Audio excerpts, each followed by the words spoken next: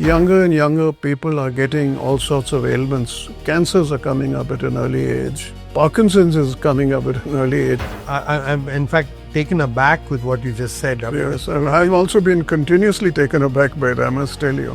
That one of my family members had developed a neurological ailment. So I thought we'll do some research focused on that. However, when I began, I quite quickly realized. But to our surprise, It brought out something new. it brought out something totally new. It said,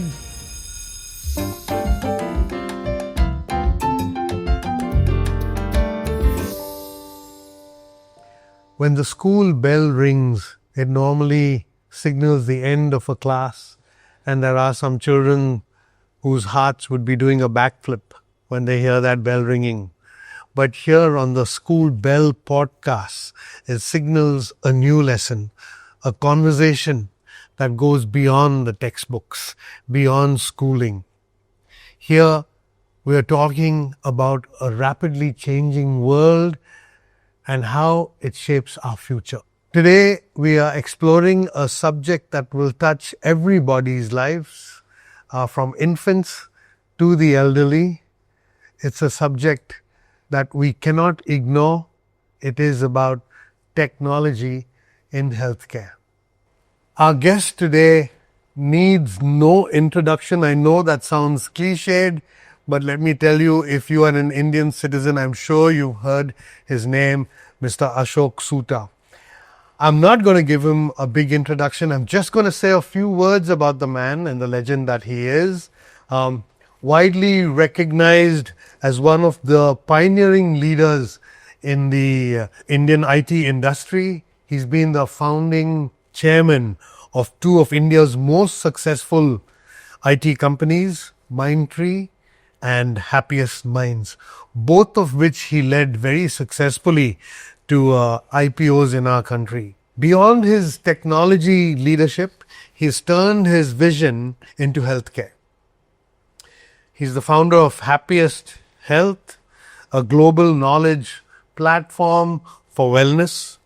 He also founded SCAN, and I believe SCAN stands for Scientific Knowledge for Aging and Neurological Disorders or Ailments. It's India's first private sector, non-profit research organization dedicated to aging and neurological disorders. It specializes with stem cells, gut microbiome, and molecular biology.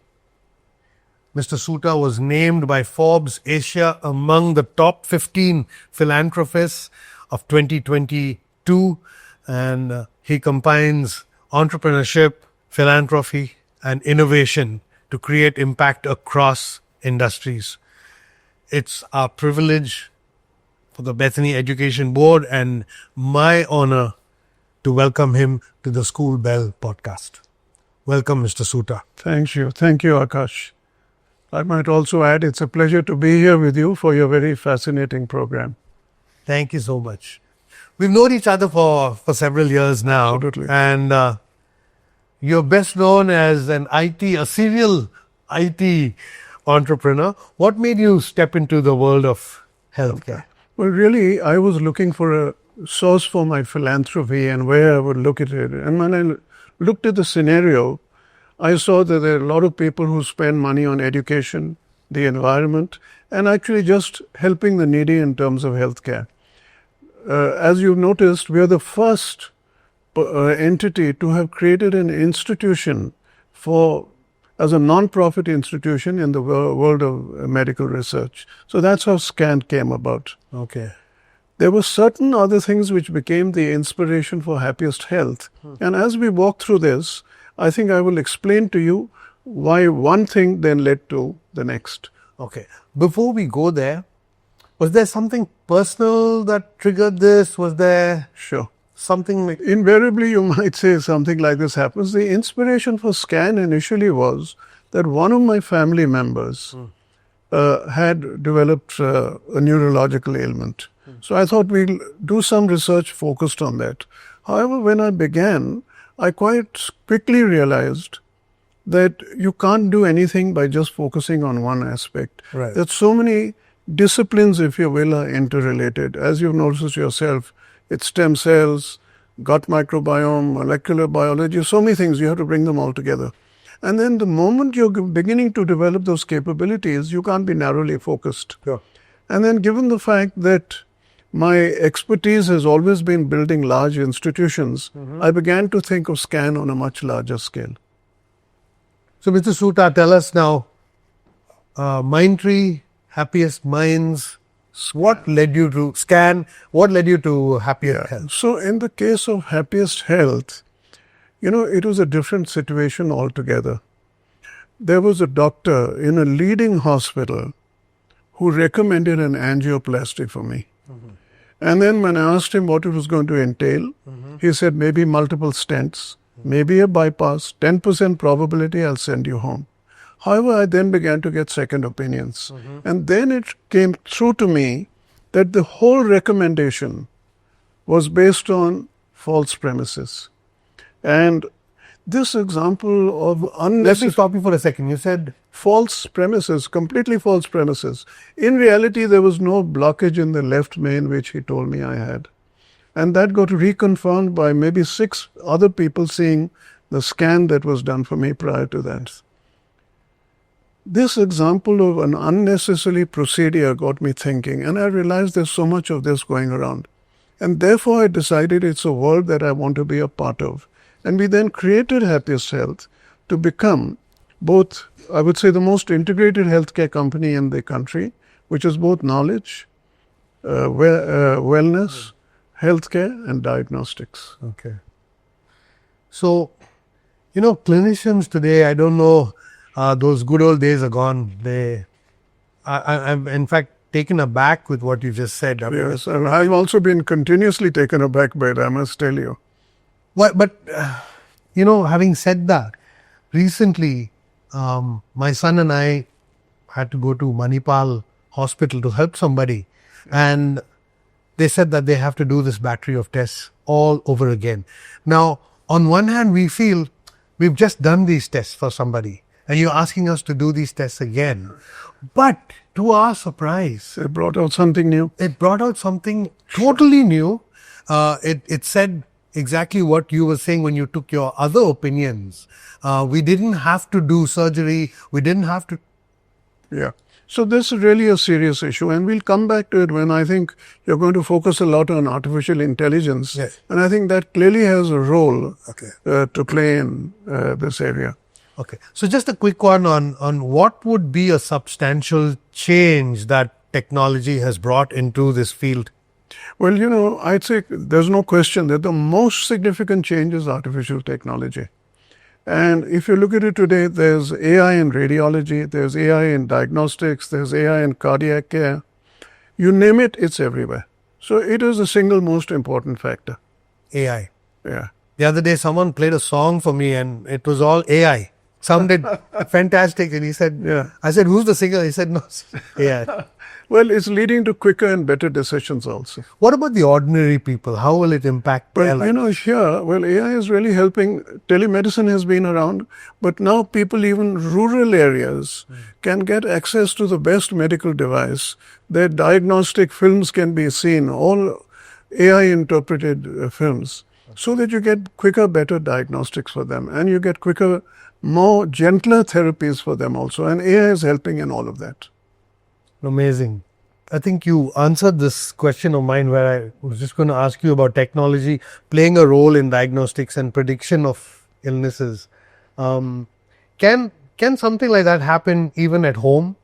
If I'm at home? Well, see, I'll tell you, in fact, I think what technology is doing is really 2 or 3 things. It's making the patient become a more active participant in their own healing. That's very important. It is. At the same time, there are people who seem to think that technology can now substitute for the doctor. I don't believe that that is the right approach. I think you will always need the doctor. Right. Where such technology comes into play, in my view, is really in 2 or 3 areas. One is in just assisting the doctor. Now you have, say, Elon Musk saying, or Vinod Khosla saying, hey, our technology is wonderful. You actually don't need a doctor. Now, that's not the way we are going. At Happiest Health, we are developing a series of expert products. They include cardio expert. It includes your personal physician. It includes something for pediatrics. In all of them, we say it's there to assist the doctor. The second aspect of this is really in education, your field. You can have, technology and new knowledge is coming up at such a space, at such a rapid speed, that the whole delivery of education in this area could be changed through expert systems. And finally comes the patient who can use it to become a more active participant in his or her own treatment, but certainly not a substitute for the doctor. And we believe that over here too, that teachers can't be replaced. You can have... I should think so. But I will tell you that the delivery of education is changing dramatically also. Amazingly. And due to Gen AI, I'm sure you're evaluating it, and maybe on another occasion we should discuss this. And probably I might find you and possibly support a solution for you all to implement. Here's a little follow-up question to what you just spoke about. Again, how will the poor in our country, the farmers, the people who are not in an urban setup, how will they actually be part of the solution? Sure. So you've noticed yourself, for example, that now you have telemedicine being augmented by AI. So that's one part. You have increasingly got mobile clinics, which today can do very sophisticated work. I mean, you can even visualize being able to set up something for a daycare procedure for which they would have had to go to a larger town. So that's an amazing development, and it's really expanding at a remarkable speed. What does AI and technology have to do with the new generation now? What do we tell families in our own school setup now about the future, about the next generation? What should they be really aware of? Well, firstly, all of us have to be much more aware of everything linked to health and wellness. My first perspective in all of this is that we should think of wellness as the steady state. Healthcare only exists to get you back into that steady state, and therefore you focus on that.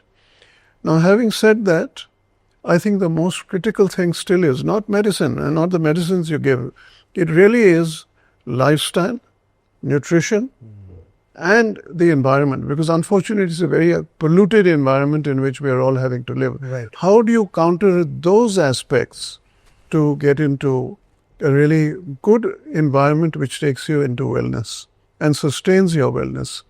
The other area which I think is a cause of great concern is the increase in mental wellness problems. It's huge. And unfortunately, that is what is hitting the younger generation much more. Sure. The stresses of the world, even the education system is so demanding. In so many respects, we have all our 5 kids who work with, who are studying here. I'm amazed at their knowledge, because they're studying things which we didn't study until we were literally in class 10 or 12. Right. But they're learning a lot more. The methodology of learning has probably improved a lot, but it's all adds up to really a lot of stress. I find them all needing tuitions. We never in our life thought of it, that at our ages. So all of this adds up. And then there's social media, which imposes a huge, it's an opportunity, but it's also largely a threat. Absolutely. We totally agree with what you're saying. At least over here, we have a digital detox policy going. We are strict about the young ones having Insta accounts and Facebook accounts, even before they are mature enough to handle something like that. Sure. Just yesterday, there was an unfortunate accident in one of our leading schools here, just because of pressure. There was a boy who sadly took his life. Really? Yes, just yesterday. Oh my God. How old was the boy? He was in the 12th grade, so I'm thinking he'd be about 16, 17 years old. Very, very sad. Well, and this is of course the biggest concern. I think the pressures, and to what extent can, let us say, approaches for wellness help And I go back to the points I was making. It's just emphasizing these basics and make people think of another type of environment. Right. When do you come into the fact that saying you identify someone who may have needed counseling before taking that? That's a very difficult thing to do. And you can't make it so pervasive that everybody suddenly begins to think that maybe I need a problem. That's just the thing. So how do you draw a balance to get the right degree of attention? And that is such a difficult balance. Yes. Yes. In a school like ours, we are proud to say we're not an elitist school. Sure. Yet we have about 6 counselors.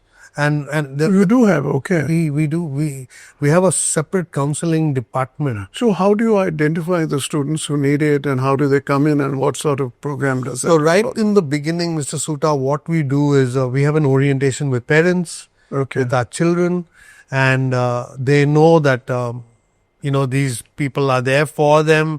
We constantly tell them that it's not a stigma to go and see, to have a chat. And you'll be surprised. We have from the smallies right up to the 12th grade going across and chatting and talking. And of course, it's confidential. We don't know what. Absolutely. Yes. But it's a very important program. I'm really impressed with this. I mean, to have 6 counselors. Absolutely. Because everyone is different. Everyone has their own challenges.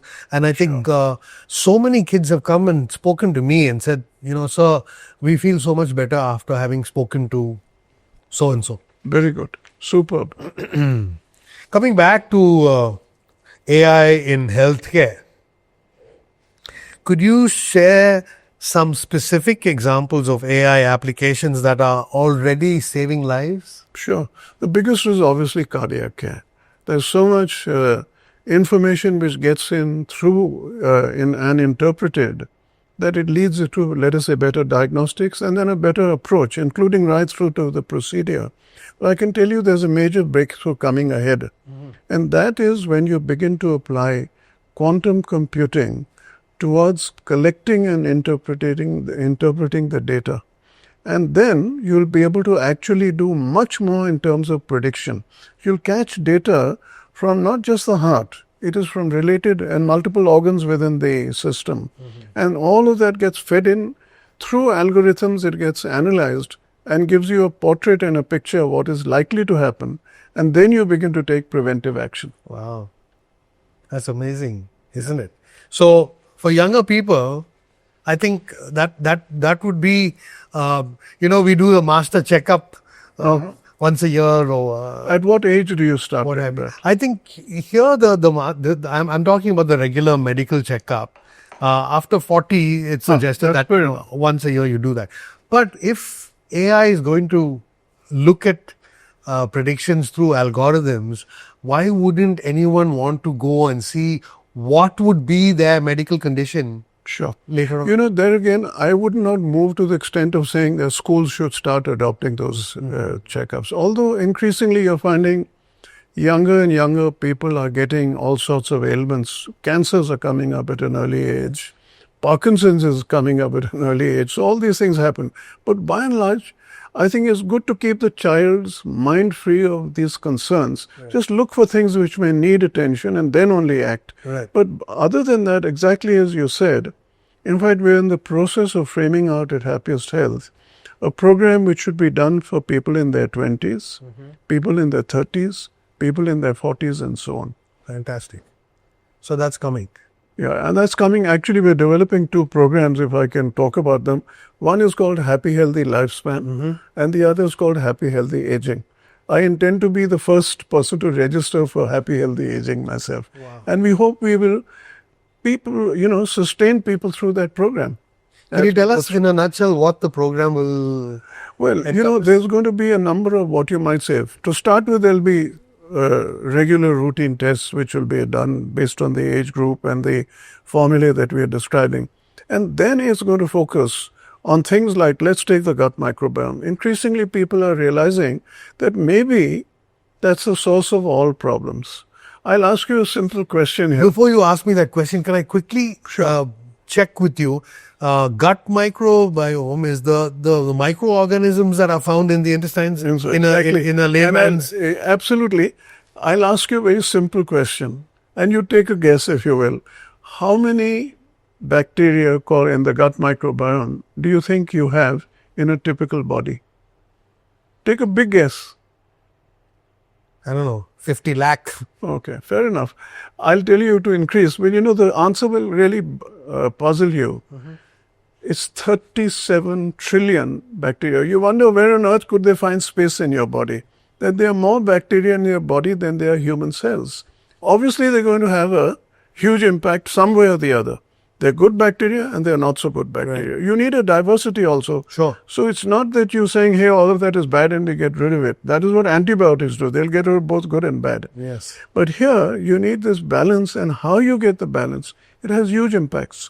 And now increasingly they're realizing that Parkinson is maybe coming about due to the gut microbiome. Multiple other ailments, the origin of this lies in the gut. Therefore, that needs to be analyzed. I would say that everybody should get. And you know what's happened? When things become fashionable in the medical industry or the supplement industry takes over, everybody is popping probiotic pills. But that's not the answer. The real answer is nutrition. So when you ask me what would we do in our program, we would get this gut microbiome tested.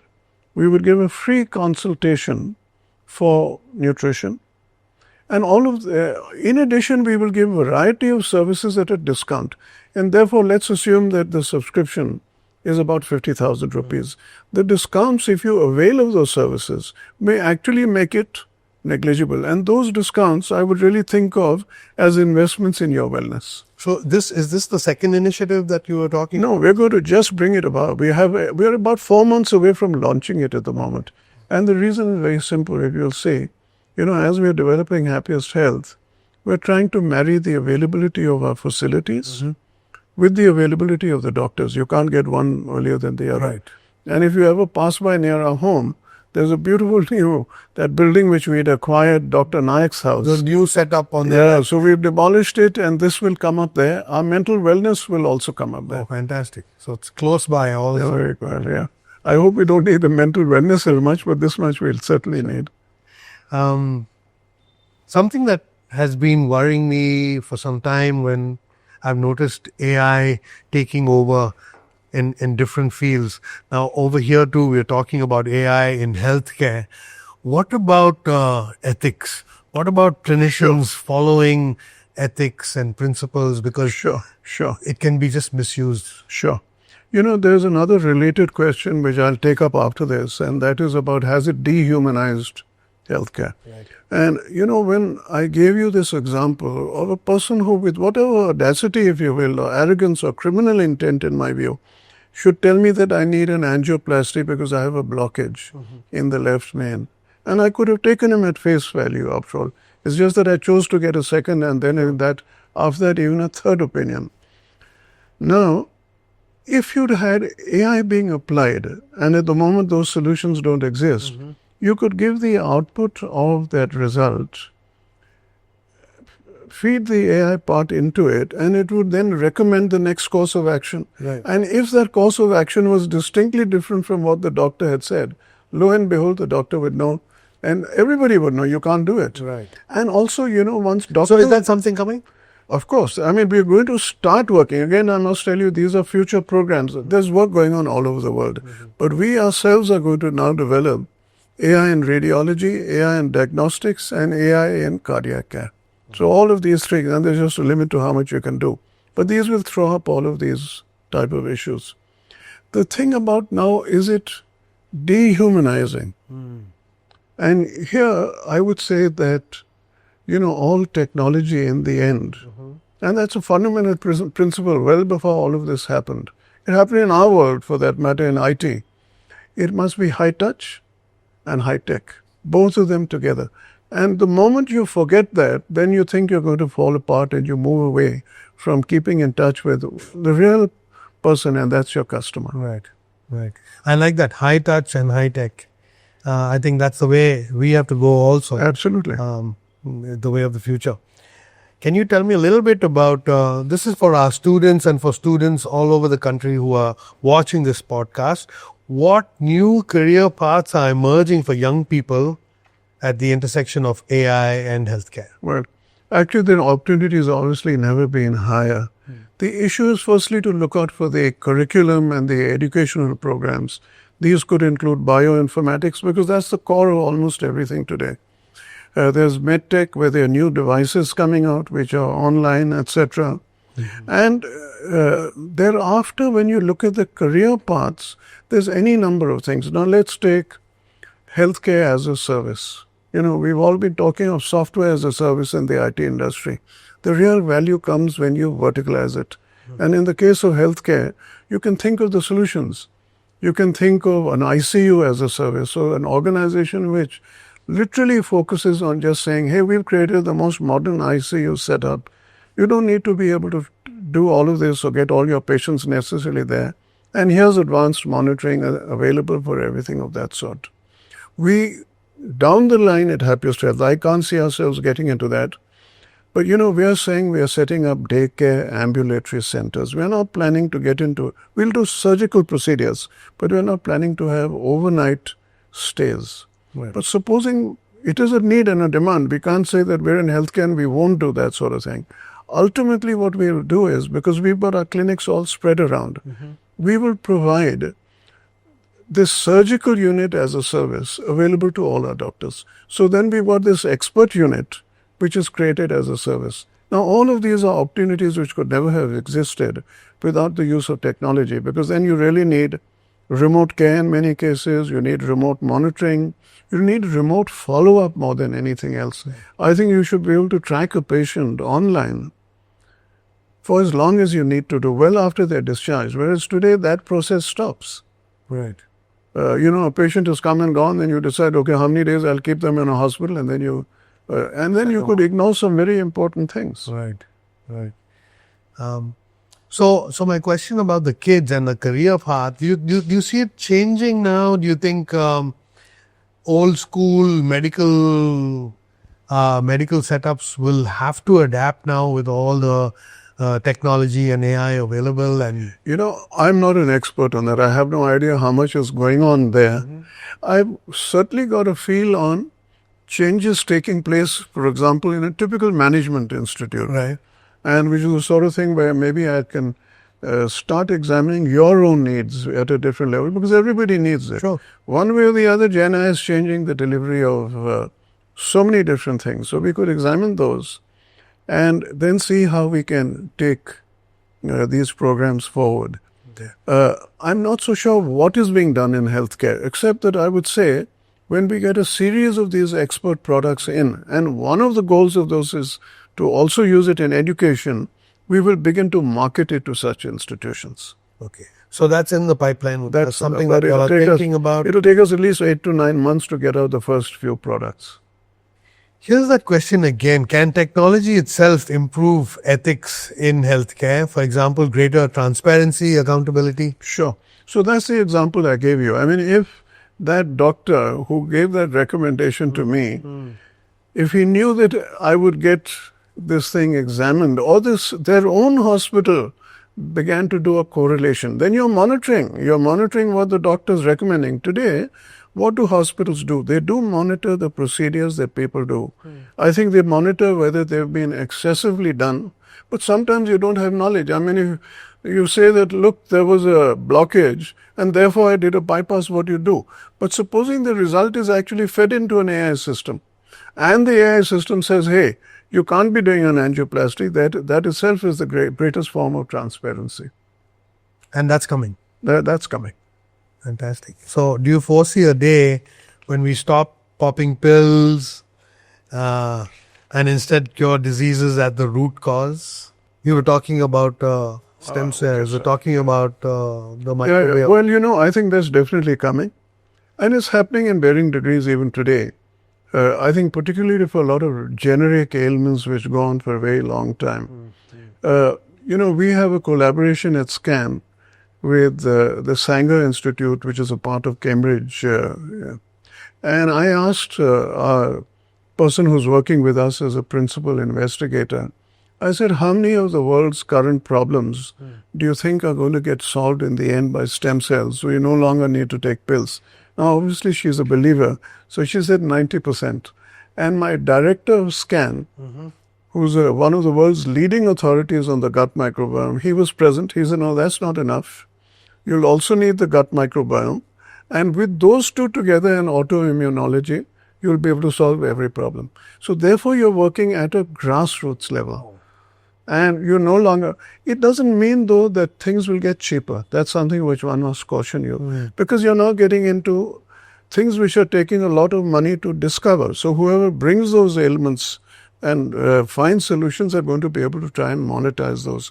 But at least you'll stop popping medicines, each one of which leads to another side reaction. Yes. I'll give you my own example here. For years and years and years, I avoided taking statins.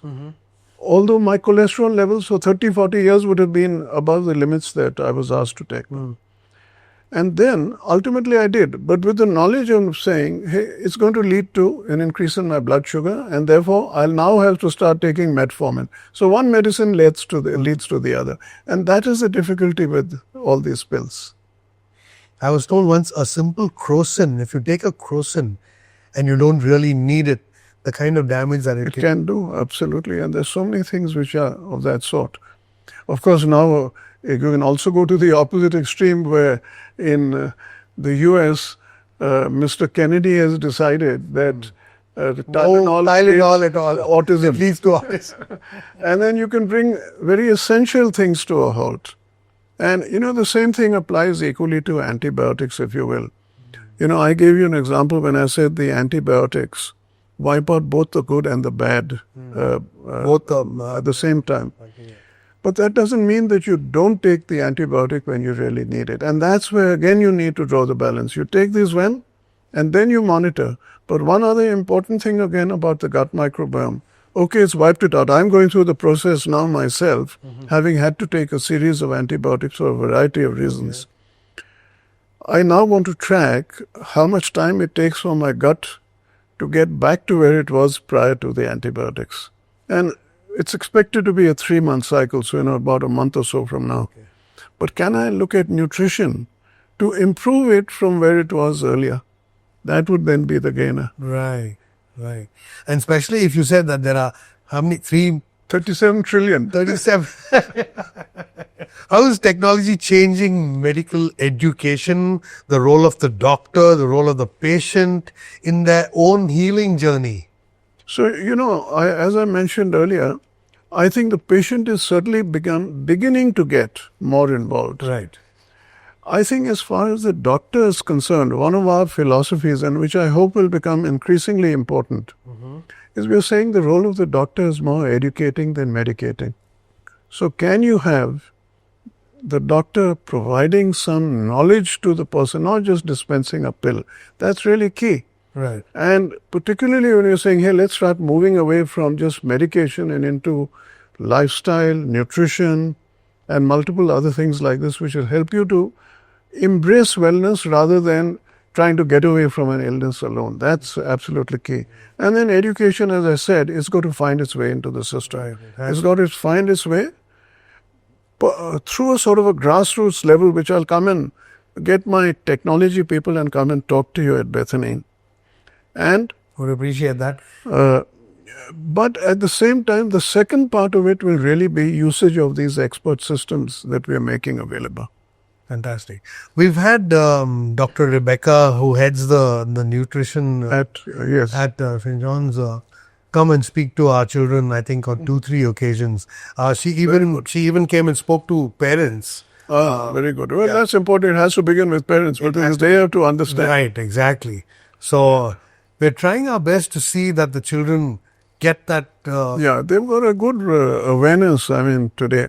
But that still doesn't mean, I'll tell you, the forces of marketing are really so pervasive. Take the kids in a house. What is their biggest thing? Thrill in life is to get to a McDonald's and have a burger. Pizzas being ordered in whenever you're allowed to order them in, as distinct from. And, which doesn't mean that you do it every day, but you do it often enough to say, at least half of those could have been replaced by the healthier food available at home. That's a huge challenge in itself. It's a huge challenge because you're facing a huge marketing machine out here. For parents who are listening in, Mr. Soota, what advice would you give them to prepare their children to lead a healthier, tech-enabled life, if I can? Yeah, If I well, can use- tech-enabled, but we're also cautioning them on the dangers of tech here. Because clearly they've got to be told, you mentioned how you've laid down certain processes here, but to what extent do they get carried forward at home? In the sense, the parents are busy with their own challenges. Sometimes the child needs some attention or the other. And then you just give the child a mobile phone or a computer. And then before you know it, the child is hooked onto it. And the child is also using it for purposes other than intended. So let me tell you something what we noticed. One of the earliest drugs that a child gets is Cartoon Network. Absolutely. Because early in the morning, we find the easiest way to feed them their breakfast is to put on that TV and they automatically open their mouths and either the nanny or the mother or whoever. And then, the problem is, yes, because they're seeing color and sound and movement, and then they come to school and then they have a teacher saying, "Good morning, children." They've already lost them. Because they get that high. So how do you get out of that? So one is, of course, that parents have to educate, have to avoid this. And you said they watch the cartoon and eat, but they're not even eating properly. They're turning around and looking at the TV and put a small little severe. Need to stop that. I think there are one or two things. We must also realize that within this media world, there's also a lot of useful material, educational material. That's one. I found, and again, I'm basing this on the limited experience. You mentioned that Davis comes in and attends all the parents' programs. I do a very limited thing with the kids. I look at their results. And what do you think I found? I found that the kids with the worst education or worst grades, actually what is wrong is the spelling. They just don't understand. Maybe English is a complicated language also. A lot of it doesn't flow naturally. And their spelling is wrong and they get a wrong answer, although the content was not bad. So there's software available to improve the spelling. I don't do it through a software. I've laid down a principle that if somebody wants to use, I allow them to use my computer for 20 minutes a day. There are 3 of the kids, the other 2 don't need it. And when you come for 20 minutes, 10 minutes you watch whatever you want. 10 minutes has to be an educational program which I prescribe. Perfect. And then I make you do 10 spellings every day. That's it. And so in about 22 minutes, we are done. Great. So I hope parents watching this podcast will take that advice. 22 minutes, 10 minutes of a little fun and entertainment, 10 minutes of something educational, and 2 minutes of spelling. Spelling, we're all taking that for granted because we have spell check now, even on our phones. But let me just tell you a little bit about our digital detox policy, where we talk about 3 options that parents can give children. First, of course, is no phones, no TV, and we've had children, I remember Kushi, we had Sammy, Pinto, they managed right up to the 12th grade without a phone, without technology. They did. They did really well. Okay. So that's one option. The second option is to use it, say, for about an hour every day. Yeah. 5 to 6 in the evening, an hour. Or they don't use it Monday to Friday, but they get 2 hours on Saturday and 2 hours on Sunday. So 3 options. We're trying to encourage this. Every 3 months, we recognize the children who follow the digital. Very good. I think they're very good. I think the first one in today's day and age is probably very extreme. Although your kids have done well when they were deprived of that media. The other aspect of the media is it also provides a lot of education. Even if the kids, like, say, we sit around and we may be watching the news while we are having our food also, not necessarily the best of things. We don't always do that. Some meals are purely just sitting around the table with the family, and the other meals we are sitting around and also watching in another room where the TV also is. Now that also is knowledge for the kids. They're much more aware of what's happening in the world through that process. And I'm actually amazed at the interesting questions they ask and the concern they show for different parts of the world. Why is that happening? So it's not really essential to block it out completely. Right, completely. Okay.